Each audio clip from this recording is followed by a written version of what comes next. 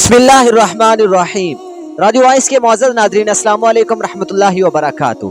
दोस्तों, आज की वीडियो के अंदर हजरत आदम अलैहिस्सलाम की पैदाइश और जन्नत में रहने का वाक़या, लेकिन शैतान ने किस तरह बहकावे में लाकर आप अलैहिस्सलाम को जन्नत से निकाला, पूरा वाक़या आप दोस्तों के साथ बयान करेंगे। वीडियो को शुरू से लेकर आखिर तक जरूर देखिएगा, और अगर आप हमारे चैनल पर नए हैं तो चैनल को जरूर सब्सक्राइब भी कर दीजिएगा ताकि आने वाली वीडियो का नोटिफिकेशन मिले सबसे पहले। ताला ने इंसानियत को सीधी राह दिखाने के लिए बहुत से नबी और रसूल भेजे, जिनकी सही तादाद सिर्फ अल्लाह अज़्ज़ा व जल ही को मालूम है।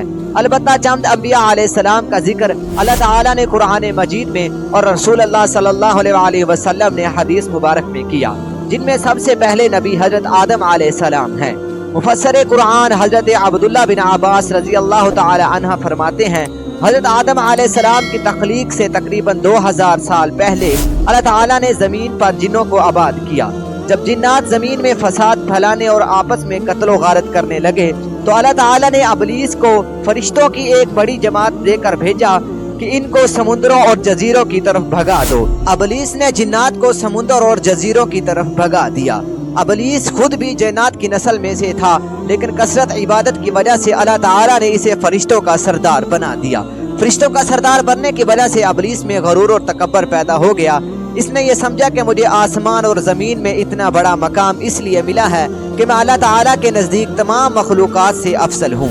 अल्लाह ताला को इसका गरूर और तकब्बर पसंद नहीं आया, और इस वक्त अल्लाह ताला ने फरिश्तों के सामने एक ऐसी मखलूक को पैदा करने का इजहार फरमाया जो ज़मीन में अल्लाह ताला की नियाबत कायम करे। अल्लाह रब्बुल इज़्ज़त ने अपनी चाहत को अमली जामा पहनाते हुए हजरत आदम अलैहिस्सलाम का पुतला अपने हाथों से तैयार किया। अल्लाह ताला ने एक फरिश्ते को रूही जमीन पर भेजा, और वो पूरी जमीन से एक मुट्ठी भर कर अल्लाह ताला की खिदमत में हाजिर हुआ। अल्लाह ताला ने हजरत आदम अलैहिस्सलाम को पूरी जमीन से जमा की गई मुट्ठी भरी खाक से पैदा किया। इस वजह से हजरत आदम अलैहिस्सलाम के औलाद भी मुख्तलिफ रंगों की मिट्टी के मुताबिक पैदा होती है। इनमें सफेद, सुर्ख, सियाह और दरमियानी रंगों के भी होते हैं। इस तरह इनमें नेक, बदनेक, खूबसूरत, बदसूरत और दरमियानी तबीयत वाले भी हैं। अल्लाह ताला ने हजरत आदम अलैहिस्सलाम को जुम्मे के दिन अपने हाथ से इंसानी सूरत में पैदा किया ताकि इब्लीस अपनी बड़ाई का दावा ना कर सके। इसके बाद कुछ मुद्दत तक मिट्टी के बने हुए एक जिस्म की सूरत में पड़ा रहने दिया। फरिश्ते और इब्लीस इसे देखकर खौफजदा होते। इब्लीस गुजरते हुए इसे ठोकर मार कर चलता, जिसकी वजह से ऐसी आवाज पैदा होती जिस तरह मिट्टी के बने हुए बर्तन से किसी चीज के टकराने के बाद पैदा होती है। इसीलिए वो कहता था, अल्लाह ताला ने इंसान को ठकरी जैसी बजने वाली मिट्टी से पैदा किया। इब्लीस एक मर्तबा मौका पाकर हजरत आदम अलैहिस्सलाम के मुंह की तरफ से बदन में दाखिल हुआ और दूसरी तरफ से निकल गया, और फरिश्तों से कहने लगा, इससे मत डरो, ये आदम अंदर से बिल्कुल खोखला है। अगर मुझे इस पर काबू पाने का मौका मिला तो मैं इसे जरूर गुमराह करूंगा। अल्लाह ताला ने हजरत आदम अलैहिस्सलाम को पैदा किया तो इनका कद 60 फुट लंबा था। फिर इनमें रूह फूंकी और फरमाया, जाकर फरिश्तों की जमात को अस्सलामु अलैकुम कहें। इनका जवाब गौर से सुने, वही तुम्हारी और तुम्हारी औलाद की सलाम और जवाब का तरीका होगा। आदम अलैहिस्सलाम ने फरिश्तों की एक जमात के पास जाकर कहा, अस्सलामु अलैकुम। फरिश्तों ने जवाब दिया, अस्सलामु अलैकुम रहमतुल्लाहि व बरकातुहू। जन्नत में जो भी दाखिल होगा वो हजरत आदम अलैहिस्सलाम की सूरत पर 7 हाथ कद का होगा। इसके बाद आज तक मखलूक के कद में कमी होती रही, यहाँ तक के मौजूदा सूरत हाल आ गई। फरिश्ते जमीन पर जन्नात की आपस की लड़ाई झगड़ों और खून रेजी को देख चुके थे।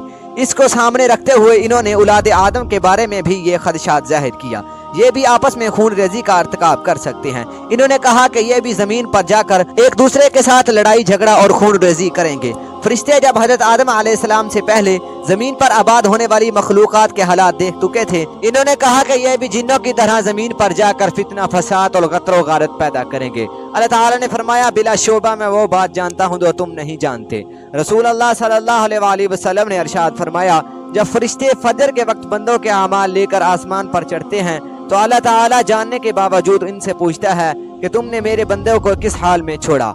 फरिश्ते जवाब देते हैं कि जब हम गए वो नमाज असर में मसरूफ थे, और जब वापस आए तब भी वो नमाज फजर में मसरूफ थे। यानी फरिश्तों को जिस मसलियत व हिकमत की जुस्तजू थी वो इन्हें इंसान की इबादत में मसरूफ होने की सूरत में दिखाई जाती है। दोस्तों, अल्लाह ताला ने हजरत आदम अलैहिस्सलाम के जिस्म में रूह फूंकने से पहले ही फरिश्तों को इस बात का पाबंद कर दिया था कि जैसे ही मैं आदम की तख्लीक मुकम्मल करके इसमें रूह डालूं, तुम तमाम फरिश्ते आदम के सामने सजदा ताज़ीमी में गिर जाना। अल्लाह ताला ने हजरत आदम अलैहिस्सलाम की मुकम्मल शक्ल और सूरत बनाने के बाद اس میں روح ڈال دی تو فرشتے اللہ تعالیٰ کے حکم کی تعمیل کرتے ہوئے فوراً حضرت آدم علیہ السلام کے سامنے سجدے میں گر پڑے۔ رسول اللہ صلی اللہ علیہ وآلہ وسلم نے فرمایا حضرت آدم علیہ السلام میں روح ڈالی گئی تو آپ علیہ السلام کو چھینک آئی، جس پر انہوں نے الحمدللہ کہا۔ اللہ تعالیٰ نے جواب میں یرحمک اللہ کہا۔ اللہ تعالیٰ نے جب فرشتوں کو حکم دیا کہ آدم علیہ السلام کے سامنے سجدہ کرو تو تمام فرشتوں نے آدم علیہ السلام کو سجدہ کیا، لیکن ابلیس نے آپ علیہ السلام کو سجدہ نہیں کیا۔ کچھ روایات میں لکھا ہے کہ حضرت آدم علیہ السلام کو سجدہ کیا تو پورے 100 برس تک تمام ملائکہ سجدے میں پڑے رہے۔ پھر جب انہوں نے سجدے سے سر اٹھایا تو دیکھا کہ شیطان حضرت آدم علیہ السلام سے منہ موڑے اکڑے ہوئے کھڑا ہے اور اس کا سارا منہ سیاہ ہو رہا ہے، جو آج سے پہلے نہایت خوبصورت تھا اور وہ آج ایک خوفناک دیو کی صورت میں نظر آتا ہے۔ ابلیس کی یہ بری حالت دیکھ کر تمام ملائکہ خوف خداوندی سے سجدے میں گر گئے، جس میں انہوں نے اپنی اطاعت اور اپنی خیریت پر لاکھ لاکھ شکر خداوندی ادا کیا۔ یہاں جناب رسول حضرت محمد عربی صلی اللہ علیہ وسلم نے فرمایا اللہ تعالیٰ کو یہ 2 سجدے فرشتوں کے اتنے پسند آئے، اسی لیے اللہ تعالیٰ نے اپنی تمام بندوں پر نماز میں 2 سجدے فرض کیے کہ ایک فرما برداری کا اور دوسرا فرما برداری کے ادا کرنے کا شکریہ۔ جب تمام فرشتے سجدے سے اٹھے تو اللہ تعالیٰ کا ارشاد ہوا اے ابلیس، آدم علیہ السلام کو سجدہ کرنے سے تجھے کس چیز نے روکا؟ اس سوال پر ابلیس نے جواب دیا اے اللہ، میں آدم سے بہتر ہوں کیونکہ مجھے تو نے آگ سے پیدا کیا اور آدم کو خاک سے، پھر میں آگ کا بنا ہوا خاک کے پتلے کو کیوں سجدہ کروں؟ جب ابلیس نے اللہ تعالیٰ کی نافرمانی کرتے ہوئے حضرت آدم علیہ السلام کو سجدہ کرنے سے انکار کر دیا تو اللہ رب العزت نے اس کا مقام و مرتبہ چھین کر قیامت تک کے لیے اسے ملعون و مردود قرار دے کر جنت سے نکل جانے کا حکم دیا۔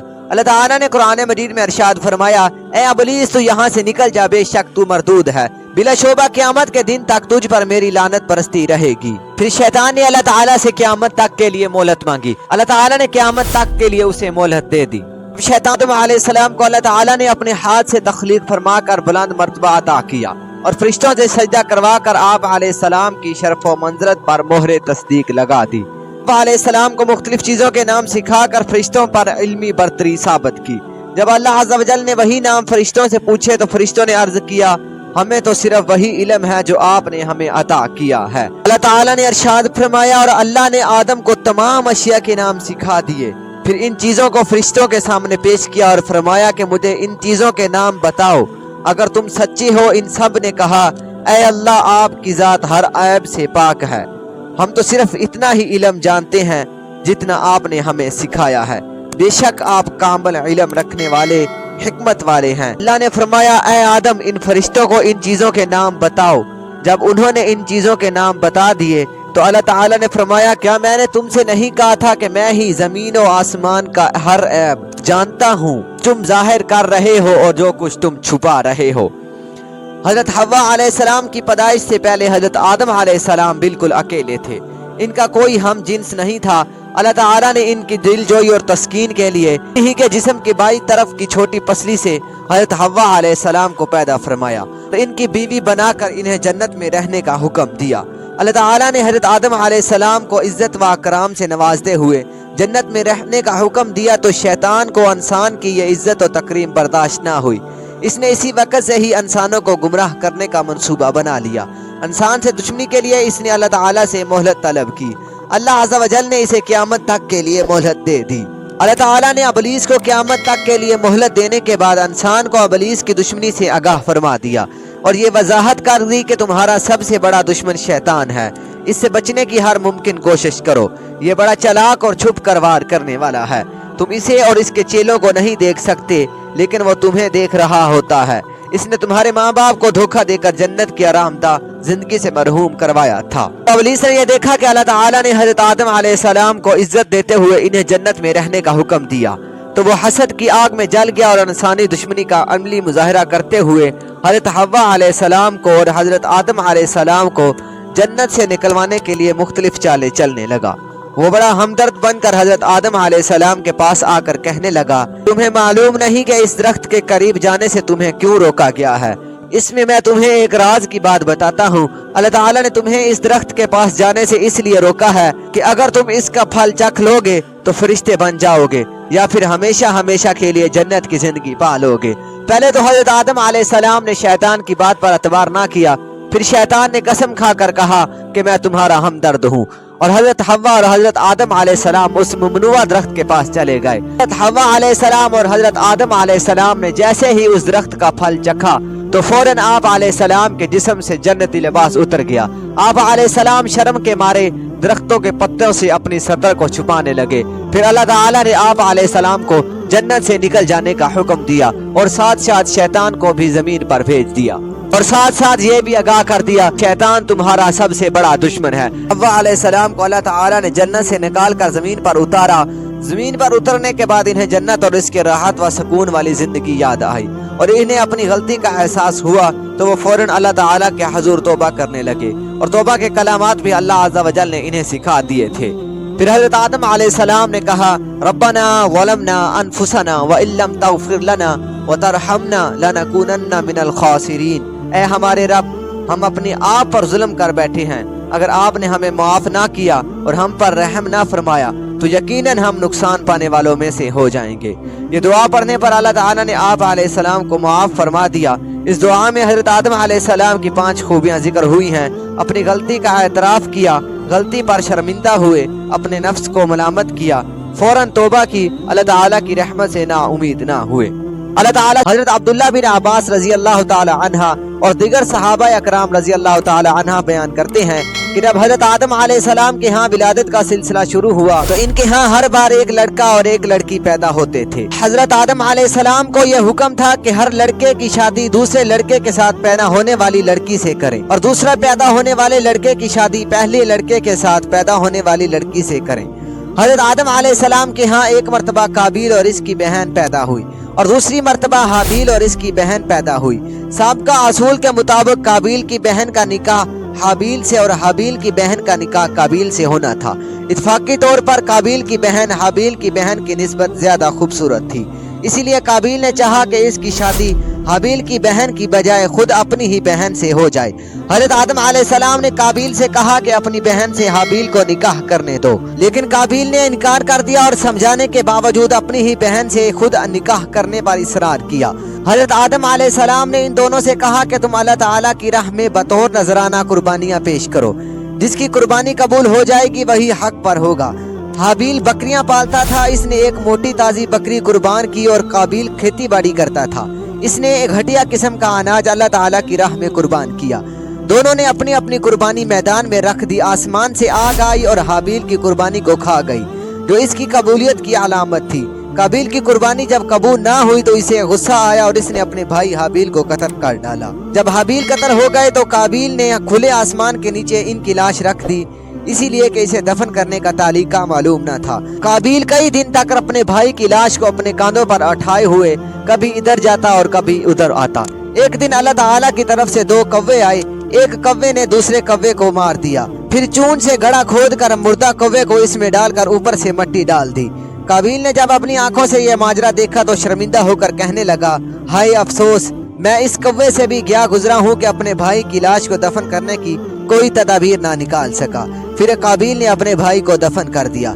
हजूर करीम सल्लल्लाहु अलैहि वसल्लम ने इरशाद फरमाया, जितने भी लोग नाहक कत्ल हो रहे हैं इनका गुनाह आदम के बेटे काबिल के हिस्से में भी लिखा जा रहा है, क्योंकि इंसानियत में कत्ल की शुरुआत सबसे पहले काबिल ने की थी।